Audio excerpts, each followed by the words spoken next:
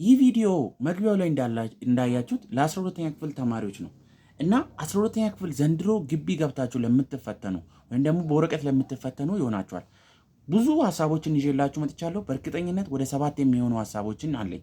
ግቢ ውስጥ ማድረግ ያለባችሁ ሁላችሁ መፈጸም ያለባችሁ ግዴታ አለ። ስለዚህ ሁላችሁም እባካችሁ እስከ መጨረሻ ይህንን ቪዲዮ እዩትና ትጠቀሙበታላችሁ።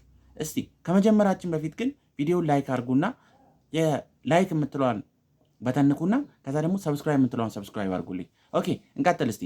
አንደኛ 12ኛ ክፍል አሁን የገባ ተማሪ ፊሊንጉን መቆጣጠር አለበት ወይ ደግሞ ስሜቱን መቆጣጠር አለበት። ስሜቱ ማለት ምን ማለት መሰላችሁ? አሁን የፍርሃት ስሜት ሊሰማችሁ ይችላል። ያለማንበብ ስሜት ሊሰማችሁ ይችላል። አይ ገና አልጨረስኩም የማለት ስሜት ሊሰማችሁ ይችላል። ግን ጥናት በየትኛውን ዘመን ተነቦ አልቆ አያውቅም። ግን የቻላችሁትን አይል ስለዛ ክላስ ወይ ደግሞ 12ኛ ክፍል ነገር እንደጨረሳችሁ ማሰብ አለባችሁ ማለት ነው። ስለዚህ የፍርሃት ስሜት ደግሞ ግቢ ውስጥ ገብታችሁ የመደበር ነገር አለ። ስለዚህ ድብርት ስሜት ምናምን ይኖረዋል ሁላችሁም። ስለዚህ ማድረግ ያለባችሁ ነገር ቢኖር ሁላችሁም ይህንን ስሜት አይ እኔ አይደለሁም ብላችሁ ማስወገድ አለባችሁ ማለት ነው። ሌላኛውና ሁለተኛው ነገር ማንበብ አለባችሁ። ሁለተኛው ማንበብ አለባችሁ። ሁለተኛው ምንድነው? ማንበብ አለባችሁ።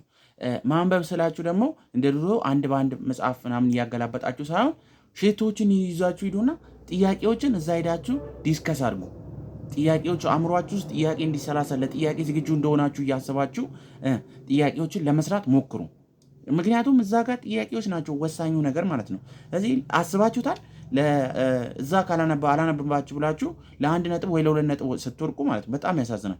አንድ ጊዜ አስታውሳለሁ ልጁ በጣም ጎበዝ ልጅ ነበረና አይ ከዚህ በኋላ እኔ አላነብም የሚል አእምሮ ውስጥ ያዘና የወደቀው ለ1 ነጥብ ነበር። ማለፊያ 350 ሆኖ 349 ነው ያመጣው ልጁ። በጣም ያሳዝናል። እና ሬሜዲ ያልገባ ማለት ነው። እና በጣም ያሳዝናል። በዚህ አማካኝነት እባካችሁ ያገኛችሁትን እያንዳንዷን ደቂቃ ተጠቅሙባት፣ አለበለዛ ኪሳራ ትገባላችሁ ማለት ነው። ስለዚህ ሁለተኛው ምንድነው? ማንበብ አለባችሁ። ሶስተኛ ማመን ይጠበቅባችኋል።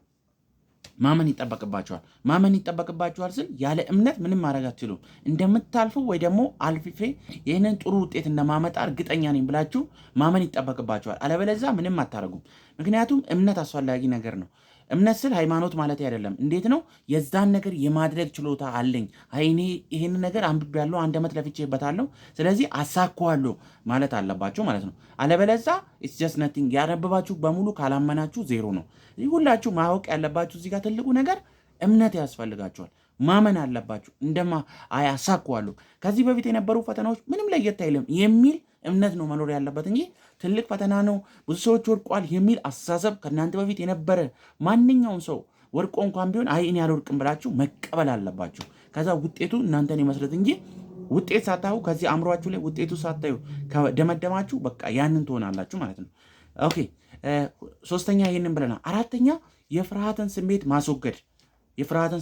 ማስወገድ። ምክንያቱም ፍርሃት በጣም አደገኛ ነገር ነው። እስቲ አስቡት። ከዚህ በፊት የምታውቋቸውን ነገሮች እንኳን የምታጡት አንዳንድ ጊዜ ፈርታችሁ ስትፈሩና ኢቭን ከሆነ ሰው ጋር ልትጣሉ ሄዳችሁ ራሱ በጣም አቅም እያላችሁ እኮ ፍርሃት ካላችሁ ሽባ ያደርጋችኋል።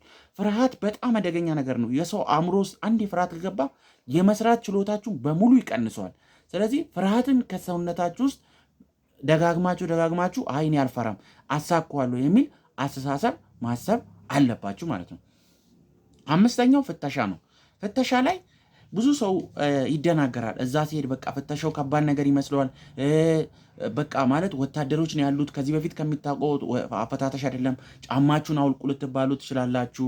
ኮታችሁን እንደዚህ በጣም ይበረብራችኋል። ሴቶቹን እንኳን ኢቨን እዚህ አካባቢ ሴቶቹ እንኳን ሲፈተሹ እዚህ አካባቢ እንኳን ምንም አይነት ነገር ይዞ መግባት አይችሉም። ቦርሳችሁ በደንብ ነው የሚፈተሸው። ረጅም ጊዜ ነው ፍተሻ የሚኖረው። ምክንያቱም ብዙ ተማሪ እያንዳንዱ ተማሪ በጥንቃቄ ስለሚፈተሽ ማለት ነው። ስለዚህ ፍተሻ ላይ አእምሯችሁን ማሳመን ያለባችሁ ትልቁ ነገር ፍተሻ አለ፣ እፈተሻለሁ፣ እገባለሁ። ረጅም ጊዜ ይወስዳል። አዎ ይወስዳል። ግን ደግሞ ገብታችሁ ራሳችሁን በቃ ማዘጋጀት አለባችሁ። ፍተሻ እንዳለ ማወቅ አለባችሁ ማለት ነው። ሌላኛው ምግብ ነው። ምግብ ላይ ጥንቃቄ ማድረግ አለባችሁ። ማለት ምግብ አሁን በጣም ወሳኝና መሰረታዊ ነገር ነው። ለምን? ለፈተና ራሳችሁን እንድታዘጋጁና ራሳችሁን ፈተናው ላይ እንዳትጎዱ ያደርጋቸዋል። ለምሳሌ በዛ ስትሄዱ ደና ምግቦችን ነው መብላት ያለባችሁ። እና መታመም የለባችሁም በምግብ አማካኝ። ምክንያቱም እዛ ጋር የሚሰጣችሁ ምግብ እናንተ ከዚህ በፊት ከበላችሁት አይነት ጋር ተቃራኒ ሊሆን ይችላል። ምግቡ መጥፎ ነው እያልኳችሁ አይደለም፣ ግን ደግሞ ከዚህ በፊት ከበላችሁት ተቃራኒ ሊሆንባችሁ ይችላል። ምክንያቱም እነሱ ሲሰሩ እንደናንተ በእናንተ ቤት ልክ አይደለም። ምናልባት ዘይት ያጥራቸው ሊሆናል። ምናልባት የሆነ ሾርቴጅ ይኖራቸዋል። እንደ ቤት አይደለም። የትኛውም ነገር እንደ እናንተ ቤት አይሆንልም። ስለዚህ በምግብ አማካኝነት እንዳትታመሙና ካልተስማማችሁ አንድ ቀን ብሉት፣ ካልተስማማችሁ ሽፍት አርግታችሁ ካፌ ተጠቀሙ። ምክንያቱም ብዙ ቀን አትቆዩም። ለሳምንት የሚሆን ብር ይዛችሁ ሁላችሁም ሂዱ። ግዴታ በምግብ ዙሪያ መጠንቀቅ አለባችሁ። ለምን ለምግብ ብላችሁ ፈተናውን ሉስ ማድረግ የለባችሁ። ስለዚህ ሁላችሁም እባካችሁ ፈተናው ላይ በጣም አትኩሩ እና ስሩ። ይህንን ነው የምለው። ሌላኛው የመጨረሻው ነገር ፈተና ስትገቡ ማቴሪያሎችን መያዝ አለባችሁ። ለምሳሌ ምን አይነት ማቴሪያሎች ከተባላችሁ ልክ እንደ እስራስ፣ ስክሪፕቶ እንደዛ አይነት ነገሮች ያስፈልጋሉ። ግን ስክሪፕቶ በፍጹም ሺቱ ላይ እንዳትጽፉ። ስክሪፕቶ ለእናንተ አይፈቀድም ማለት ነው። ይነግሯቸዋል እነሱ ራሱ ኦሪየንቴሽን ሲሰጧችሁ፣ ግን ስክሪፕቶ አይቻልም እና እስራስ ያስፈልጋችኋል፣ ላጲስ ያስፈልጋችኋል።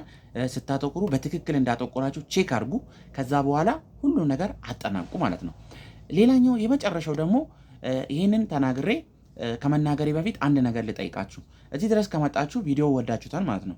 ሌላ ሰው ይጠቅማል ብላችሁ ካሰባችሁ ሼር አድርጉላቸው። ይህንን ሌላ ደግሞ ማድረግ ያለባችሁ ሰብስክራይብ የምትለውን በተንኩና ሁላችሁም ሰብስክራይብ አድርጉ። ምክንያቱም ብዙ ነገሮችን የምለቅላችሁ ይሆናል ስለ ፈተና። ኦኬ። ሌላኛው ቀጣይ መጨረሻው ፓርት መናገር የምፈልገው ምንም አይነት እቃ ይዛችሁ መሄድ የለባችሁ። ማለት እቃ ስላችሁ ሌሎች ነገሮች አይደሉም። ልክ እንደ ለምሳሌ ስልክ፣ ሞባይል ኦልሞስት ሴም ነው። ላፕቶፕ ምናምን አይነት ነገሮች እንዳትሞክሩ። ኦልሞስት ይህንን ታውቃላችሁ። ይህ ሁላችንም የምናውቀው ጉዳይ ስለሆነ፣ ግን ደግሞ አንዳንድ ሰው በተን እንኳን ማትታይ ትንሽ ነች ብሎ ይዞ ሊገባ ይችላል። ሰዓት እንኳን አይቻልም። ምንም የትኛውንም ሰዓት አይቻልም ወደዛ ቦታ ስትሄዱ እና ሁላችሁም ማወቅ ያለባችሁ ማንም ሰው ስልክ ይዞ መሄድ አይችልም።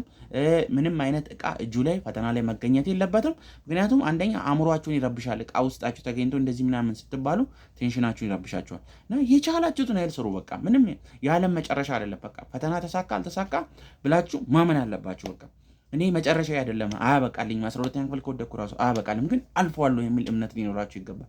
ስለዚህ መተማመናችሁ በቃ ላይ ሆነ፣ መተማመናችሁ መሆን ያለበት አእምሯችሁ ላይ ነው።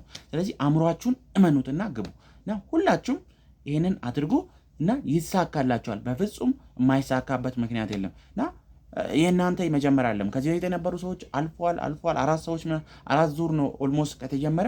ስለዚህ አሁን እናንተ ላይ ደግሞ ይሄም ይቀጥላል። ከዚህ በኋላ የፈተና ስትራቴጂ እንደዚህ ነው የሚሆነው። ግን ማወቅ ያለባችሁ ነገር ትልቁ ነገር ቢኖር የመጨረሻ የህይወት ፈተና አይደለም። ስለዚህ ይታለፋል። ገና ግቢ ትገባላችሁ። ስለዚህ እባካችሁ ሁላችሁም ይህንን አድርጉ። ቀጣይ በፓርቲቱ የምመጣላችሁ ይሆናል። ስለዚህ ስለ ኤንትራንስ ዙሪያ ነው ሰሞኑን ቪዲዮ የምሰራላችሁ። ይህንን ቤት እባካችሁ ሁላችሁም ሰብስክራይብ አድርጉ። እስካሁን ስላያችሁኝ አመሰግናለሁ። ቴንኪዩ